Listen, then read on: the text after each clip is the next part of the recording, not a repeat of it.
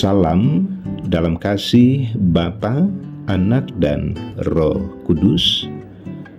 Sukacita di hari ini kita boleh alami bersama-sama karena Tuhan senantiasa memungkinkan kita untuk menjalani kehidupan ini dengan segala bukti kasih dan pemeliharaan Allah bagi kita. Di hari ini, firman Tuhan kembali menyapa kita di tengah-tengah kehidupan ini dengan segala kondisi real yang kita alami. Sebagai anak-anak ketebusan Tuhan, firman Tuhan senantiasa ada di kehidupan ini. Firman Tuhan senantiasa kita perlukan untuk menjadi pedoman di dalam menjalani kehidupan pengasihan Allah sejauh Allah berkarunia bagi kita. Mari teduhkan hati kita berdoa untuk menyambut firman Tuhan. Bapa di sorga, syukur atas kasih dan berkat Tuhan yang melimpah bagi kami.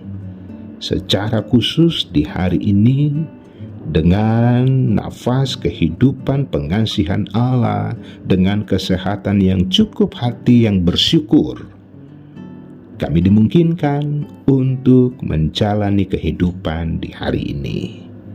Firman Tuhan sudah tersedia untuk menjadi bahagian kami. Dengan firman ini, kehidupan kami sungguh-sungguh diterangi. Dengan firman Tuhan, kehidupan kami dirubah untuk semakin percaya dan hidup dari teladan-teladan Tuhan Yesus. Berbicaralah di dalam nama Tuhan Yesus. Amin. Pembacaan Alkitab dari Kolose 1 ayat 15 sampai 23. Keutamaan Kristus. Ia adalah gambar Allah yang tidak kelihatan, yang sulung lebih utama dari segala yang diciptakan. Karena di dalam Dialah telah diciptakan segala sesuatu yang ada di sorga dan yang ada di bumi, yang kelihatan dan yang tidak kelihatan, baik singgasana maupun kerajaan, baik pemerintah maupun penguasa, segala sesuatu diciptakan oleh Dia dan untuk Dia.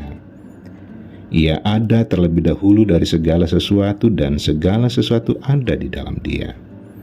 Ialah kepala tubuh, yaitu jemaat. Ialah yang sulung yang pertama bangkit dari antara orang mati, sehingga Ia yang lebih utama dalam segala sesuatu. Karena seluruh kepenuhan Allah berkenan diam di dalam Dia, dan oleh Dialah Ia memperdamaikan segala sesuatu dengan dirinya, baik yang ada di bumi maupun yang ada di sorga, sesudah Ia mengadakan pendamaian oleh darah salib Kristus. Juga kamu yang dahulu hidup jauh dari Allah, dan yang memusuhinya dalam hati dan pikiran seperti yang nyata dari perbuatanmu yang jahat, sekarang diperdamaikannya di dalam tubuh jasmani Kristus oleh kematiannya, untuk menempatkan kamu kudus dan tak bercela dan tak bercacat di hadapannya. Sebab itu kamu harus bertekun dalam iman, tetap teguh dan tidak bergoncang, dan jangan mau digeser dari pengharapan Injil yang telah kamu dengar dan yang telah dikabarkan di seluruh alam di bawah langit, dan yang aku ini, Paulus, telah menjadi pelayannya. Amin. Jangan mau digeser. Sahabat rehat, mendengar kata digeser, tentu terlintas di pikiran kita bagaimana terjadinya perpindahan tempat suatu benda ataukah orang, sehingga tidak lagi berada di tempatnya yang semula. Firman Tuhan menjelaskan bagaimana posisi jemaat di hadapan Tuhan. bahwa setiap orang percaya berstatus istimewa, di mana status tersebut bersumber dari keutamaan Kristus. Di ayat 15-17, di sana dikatakan keutamaan Kristus dijelaskan melampaui seluruh ciptaan. Bahkan segala sesuatu diciptakan oleh Dia dan untuk Dia. Dan di ayat 18-12 memberikan penjelasan tentang hubungan Kristus dengan jemaat, di mana jemaat adalah tubuh dan Kristus adalah kepala. Dan terkait melalui peristiwa kematian dan kebangkitannya yang mendamaikan Allah dengan manusia.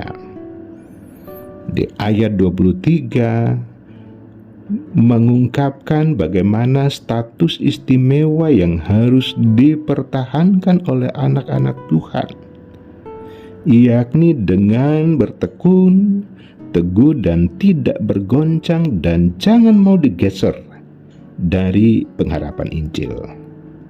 Apapun yang berpotensi untuk menggeser jemaat Tuhan dari pengharapan Injil tidak lain adalah ajaran yang menyesatkan dan praktik-praktik keagamaan yang palsu, sebagaimana yang dialami Paulus di jemaat Kolose.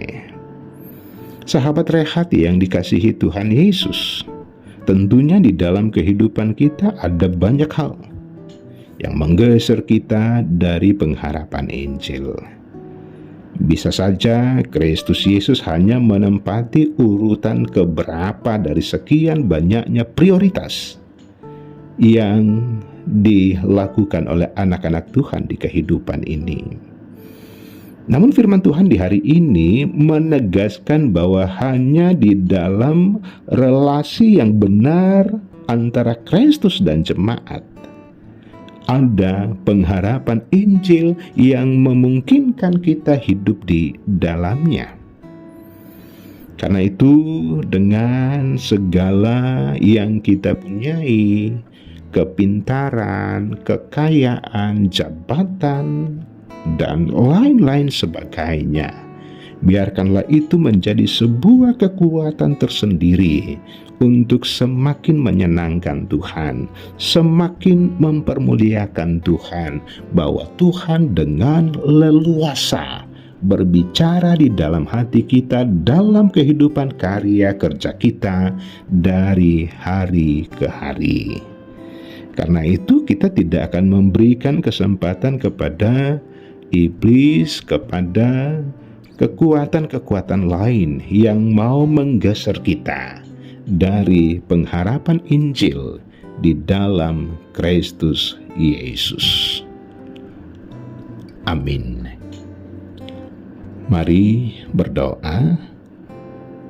Allah Bapa di sorga, terima kasih di hari ini kami dimungkinkan untuk berada di sekitar firman Tuhan. Dan juga senantiasa ada kerinduan dari dalam hati dan kehidupan kami, bahwa firman Tuhan senantiasa menjadi kekuatan tersendiri di dalam menjalani kehidupan pengasihan Allah. Dengan firman Tuhan di hari ini kami semakin dikokohkan bahwa tak satu pun yang dapat menggeser kami dari hadirat Allah, yang dapat menggeser kami dari relasi yang benar dengan Tuhan. Ya Allah, ya Tuhan kami, di sepanjang hari ini Tuhanlah yang terus memberkati setiap anak-anak-Mu. Yang sakit Tuhan lawat dan pulihkan dengan cara Tuhan yang ajaib lewat pelayanan dokter medis dan keluarga, bahkan kekuatan iman setiap anak-anak Tuhan. Yang berduka Tuhan kuatkan dan hiburkan, bahwa Allah senantiasa mengasihi dalam kondisi yang buruk sekalipun. Bapa, terima kasih, lanjutkan kasih-Mu di sepanjang hari ini. Di mana saja kami berada, Tuhan menuntun, Tuhan memampukan kami menjadi saluran berkat bagi orang lain. Di dalam nama Tuhan Yesus, amin. Sahabat Rehat, demikian sapaan firman Tuhan. Maju terus di dalam Tuhan. Salam sehat.